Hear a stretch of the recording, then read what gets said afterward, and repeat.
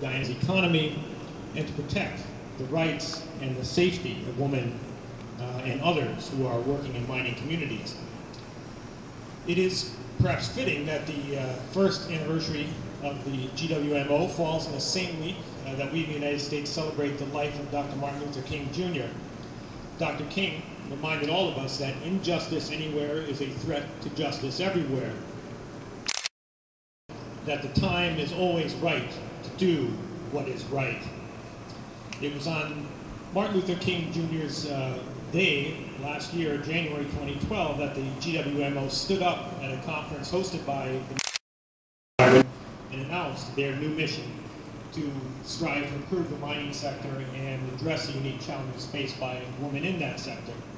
And in the months that followed, the GWMO spoke out on behalf of new economic opportunities for women in the mining sector, and also spoke out and worked actively to combat trafficking in persons. As we all know, over the past few years, the mining sector, particularly gold mining, has seen exponential growth, with Guyana setting new records of gold extraction levels seemingly every year. This surge in mining continues to lure more and more people into the interior and into the mining sector. Well, mining by nature is an industry that occurs on frontiers and remote places, places that oftentimes are far from the reach of law enforcement and government authority. And it's also an industry traditionally dominated by men. But what Simona Brooms and all of you have done, have recognized, is that gender should not impede anyone's chances to pursue their interests and opportunities, and nor should it impact an individual's ability to be treated with respect. And I should note we're meeting here today. The Pentagon made a decision to allow women opportunity to take on combat roles in the United States military, a major step forward that basically says if you can meet the standard, you can do the job.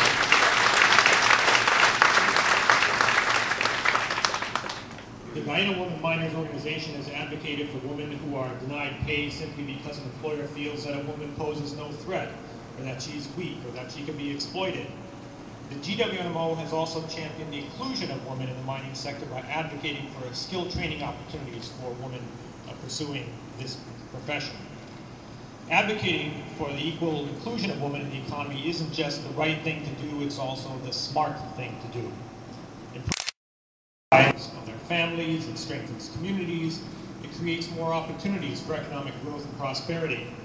This has been an issue that U.S. Secretary of State Hillary Clinton has taken on with great passion over the past 4 years. And as she has noted, investing in women's employment, health and education leads to greater growth across the whole spectrum of the economy. It can lead to healthier children and to a better educated population overall. And we know that political systems that are open to full participation by women produce more effective institutions and more representative governments. And the same certainly applies to economies as well. In Guyana, the GWMO set for itself the mission not only to organize for the rights of women miners and to seek equal rights and protection for women in a sector long dominated by men, but also to take up that great and noble cause of combating the trafficking and exploitation of women and children in Guyana. Human trafficking is an estimated $32 billion a year industry, second only to drug trafficking as the world's most profitable criminal enterprise, a position it shares with arms trafficking. Today, we find more and more criminal organizations turning to trafficking of people. This form of modern slavery has come to be perceived as more profitable than ever before while carrying a lower risk of detection and prosecution than drug trafficking. It's a global epidemic that transcends borders, and it preys upon the innocent, the weak, and the vulnerable. And only this morning, actually, I came across some remarks that President Obama made just a few months ago to the Clinton Global Initiative. And he said, and I thought this was particularly relevant, so bear with me as I quote from the President. He said that it ought to concern every person because it is a debasement of our common humanity.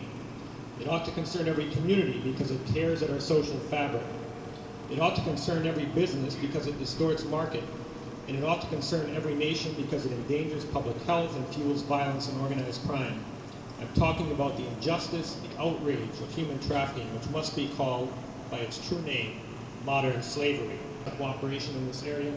We've had a series of workshops conducted by our Department of Justice, including one last May in cooperation with the Guyana Red Cross. And we were delighted again that the Guyana Women Miners Association participated actively and really contributed to making that gathering a success by sharing their unique perspective on the situation in the interior.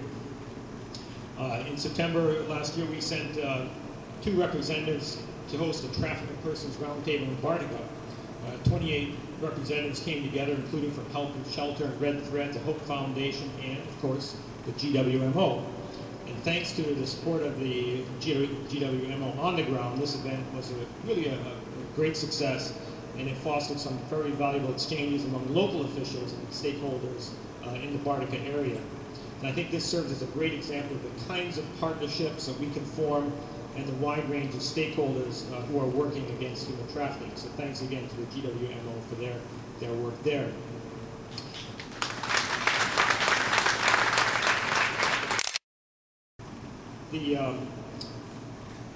Through this... Very much for having this opportunity, maybe the first opportunity, to extend my commendations and congratulations to Ms. Booms and others who formed the Guyana Women Miners Association.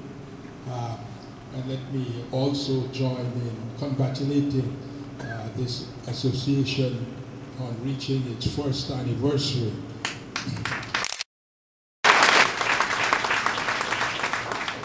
We may ask ourselves why a Women Miners Association, and we may think about the circumstances come about. I think that the formation of the Miners Association indicated that our mining in Guyana had moved to a certain stage. And when I say mining, I mean in particular the small and medium scale mining that was being pursued by our local people largely. I grew up in a time when even on to the 1950s, when men from the coast would go into the hinterland for periods of times, maybe no less than 6 months, but maybe more typically a year and even 2 years, and be away from home and family, and hopefully return with some amount of money. As Ambassador Hart had said, mining is nearly always a matter of something on the frontier, something just beyond the reach of government and the forces of the law, a bit of a Wild West, and so on. But in particular, in the last years when I was responsible for mining, I could see that more and more women were getting into mining, some of them with their husbands or partners, and some of them on their own, even owning some dredges and some operations. So our mining in Guyana, small and medium scale mining, had advanced to a certain stage, and the formation of the Guyana Women Miners Association can take it even further along, take it away from the old image of macho men who drink a lot and who frequent I'm forgetting the name, the Kayamoos and so on. I think some may remember that even in the last years there, I had started calling for us to upgrade our camps and upgrade the lives of our people in the camps, because many of our miners spend maybe the greater part of their lives in the camps, and if they're there in camps for much of the time, then the life should be good and acceptable there. And also, the men go out to mine, hopefully to bring good for their families at home. And I had been hearing too many stories and complaints about the men returning home with drug habits and with STDs and HIVs. So there was the need for us to make some significant steps. And I would hope that the presence of the Women Miners Association would aid in changing the life and the assumptions of the camps, that mining now is like going to work at any other place, any other job. I'm hoping that the Women Miners Association would help to bring about that.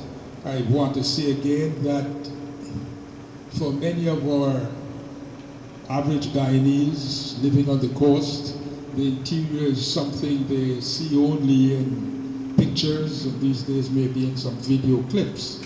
But when mining camps are upgraded, I've started encouraging our miners to facilitate visits from other family members, spouses, children, and indeed that those had started. There are a number of persons who even a few years ago had initiated such, but I would like it to become much more the practice. And I think miners will be opening up a new avenue sometime in getting themselves into the tourism industry, in particular the local tourism industry, which would be a good foundation for later attracting foreign visitors. I'd like to say too that women miners, I hope they do not become men. I'm old enough and I have a view enough that women and men are like two sides of a coin. They are equal but different.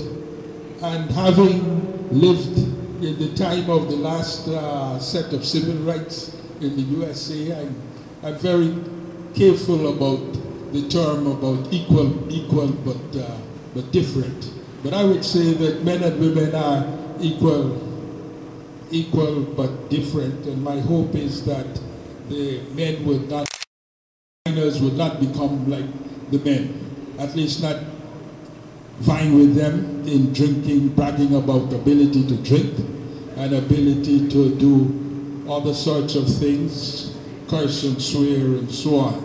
I hope that they will be bringing civilization to our mining camps and our mining areas.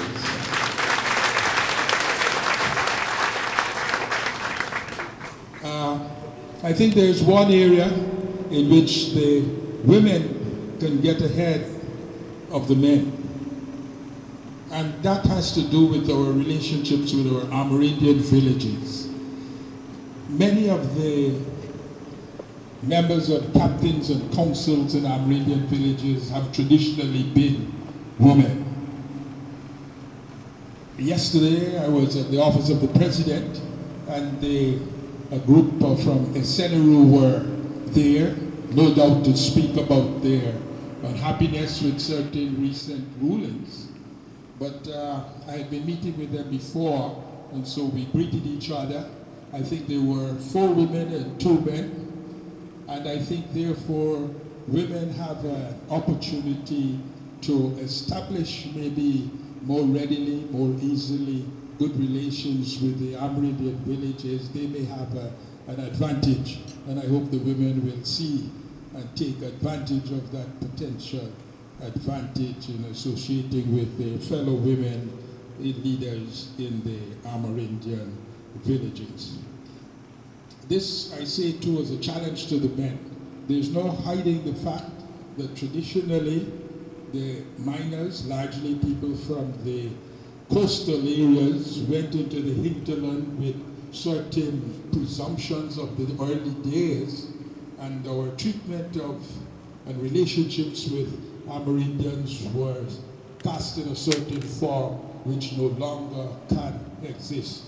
From here on, it has to be an equal, on the level relationships with the Amerindians and the people in the Amerindian villages, and the women miners not having a tradition of the old relationships have the ability to establish a new relationship between the miners and the Amerindians in the villages. So that would be my charge, particularly to the Guyana Women Miners Association, to lead in establishing a relationship of based on equality, a common citizenship with the people in the Amerindian villages. And thank you very much. And the High Commissioner and Ambassador and distinguished guests. And in particular, congratulations to the GWMO on reaching this first anniversary.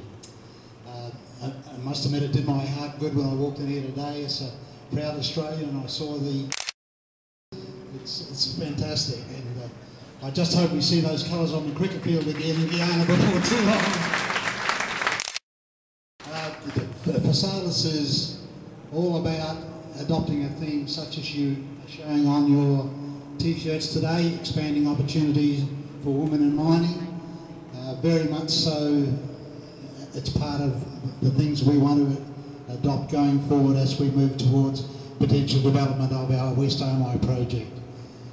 Already we've entered into scholarship programs for 5 geology students at the University of Guyana, one of whom is a woman, and she is doing very well in her program, and we hope that she will take up our offer of employment upon graduation.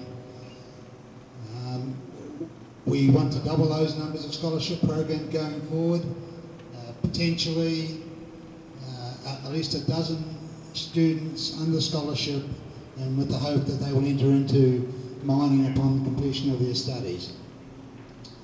The reason we're here today is that we've just awarded a 6th scholarship, and this is not in geology but in the field of environmental science. We very much support the union of the environment and mining, and we think in the modern world they go hand in hand. And of course, not ignoring the safety aspects of mining, but certainly we see the increasing emphasis upon environmental matters countrywide, and especially as it affects us in mining, has been critical to a successful future for miners in this country and around the world.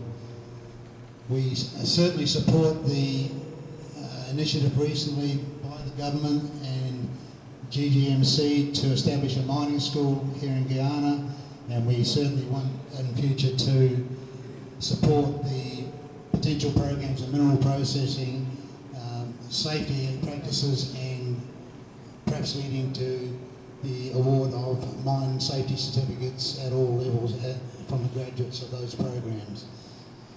Anyway, without further ado, and thanks to Simone for allowing us this opportunity, I would like to invite the awardee for our environmental scholarship, Sanasha Pereira, to join us here on the stage.